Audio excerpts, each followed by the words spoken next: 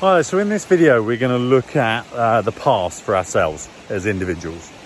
And it's usually the first thing when I'm working with one-to-one clients that I check in on, like, you know, what is your relationship like with your past? You know, is it generally a positive thing? Is it neutral, a bit mixed? Or are there some real challenges and things that you're hanging on to? The reason it's important is because the past, I think, is a great fuel for what you might want to create going forward.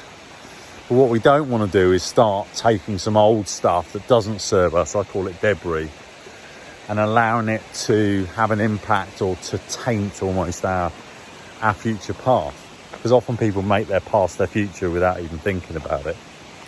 So the first thing I want you to do is to capture all the great thoughts and memories, all the great feelings from the past, things that you maybe have not taken time recently to celebrate. And I want you to write them all down in one place. If you want to do pictures around it, mind map, whatever you want to do, it's up to you. Maybe it's photographs.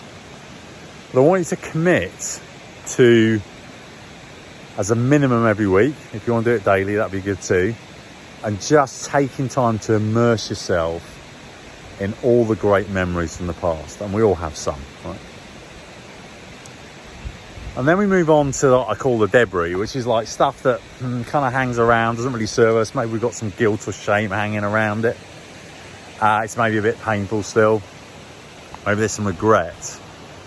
And with that one, there's a couple of things you can do. So the first thing you can do is just choose to let go of it. If you don't feel it's serving you anymore, it has no purpose going forward, just choose to let go of that thing. And it might be you want to write it down, burn it in a fire, scrunch it up, throw it in a bin, whatever you need to do.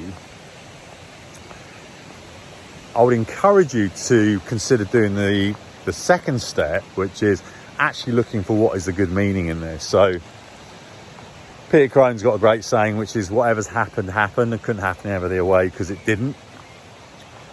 And I think there's always things to be learned from the past. So, you know, what, it was a gift in it. It might have come in a very unusual wrapping, or it might have been a very painful wrapping. But what actual meaning could you give it where actually you can gain from that experience? I'll give you an example. Back in 2001, I quite an unpleasant divorce at the time from my now ex-wife. 4 young children, very painful experience. And yet it set me free.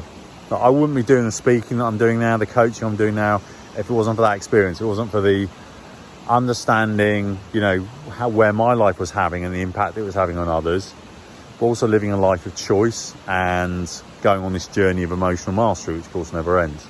And it was also good for my ex-wife too, as well, to be fair. You know, it was a time for us to part, go our separate ways, and I think we both benefited from it. So look for the hidden meaning. If it's more recent stuff, sometimes you almost got to wait for that meaning to appear and just be patient with it. But I guarantee you, anything that has significant emotional attachment to it has potentially got a very powerful meaning. So that's my kind of invitation today. First of all, make a list of all the great stuff from your past and make a commitment, put it in your diary, put it in your phone. Just look at this often. And then start to play with the events that maybe there's still a bit of weight to them, a little bit of unpleasantness to them, and look at creating what could be a possible different meaning. And if you're struggling with that, either ask in the group or ask a friend, like, what else could this mean?